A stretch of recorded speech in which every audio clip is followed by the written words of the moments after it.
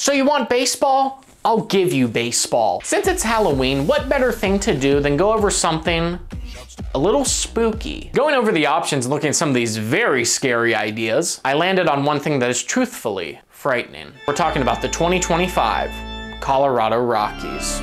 I know, I said this was going to be scary. Turn back now, or enter if you dare. In the meantime, I have to get in a costume. Let's start with the record they ended this season with. 43 and 119. Good God, that is terrible. The worst season in baseball was last year with the White Sox at a record of 41 and 121. Why didn't we just break the worst record this year? Why not just tank it all the way? We've all seen those feel-good sport movies where the team is down at half and they need that little jolt. But those movies focus on good teams that are playing in a championship, like Kicking and Screaming, or The Longest Yard. Suffering this hard and flirting with danger like I flirt with Beijing beef at Panda Express? Just do it already. What's scary is next year could be even worse. Like YouTube saying I'm a valued creator in the community. No, I'm not.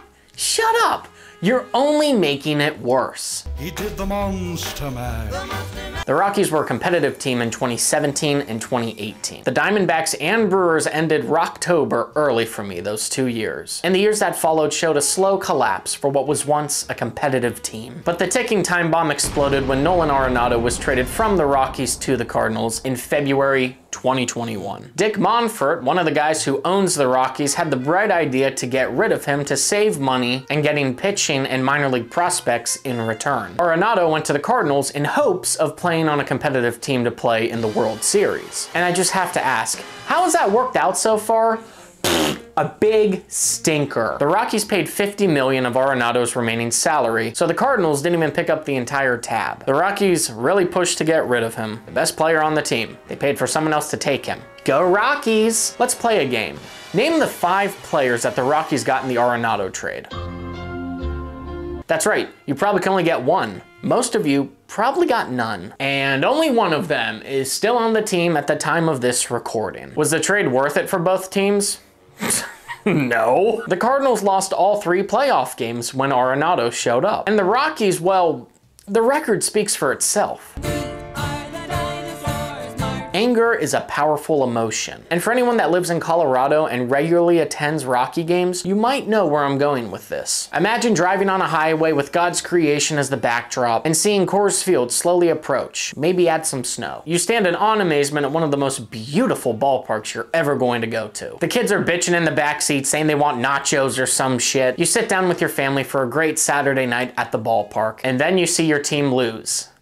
Every single time. The kids are asking, why do we suck? You turn to them and you don't want to spill the politics of Dick Monfort and how he's tanked a team that was once good 8 short years ago. So instead you say, is that Dinger the Triceratops that hatched from an egg at Coors Field? Rumor has it when they built Coors Field, they found a Triceratops skull when digging. Is that actually true? Which, as we all know, Triceratops lived until the Cretaceous Paleogene extinction event 66 million years ago. Is that even English? So really the Rockies are running off some ancient juju from fossils. Alright, so the Rocks play on ancient burial grounds that can bless and curse you. When they lost the World Series in Colorado in 2007, that was a curse. The playoff runs in 2017 and 2018, that was a blessing. And then they were cursed again from the time of the Arenado trade to now. Now Nolan Arenado was a saint in Colorado. And if you ever read the Bible or a DC comic book, you know what happens when you drive a saint away. Lightning shoots down on the townspeople as they scream in fear.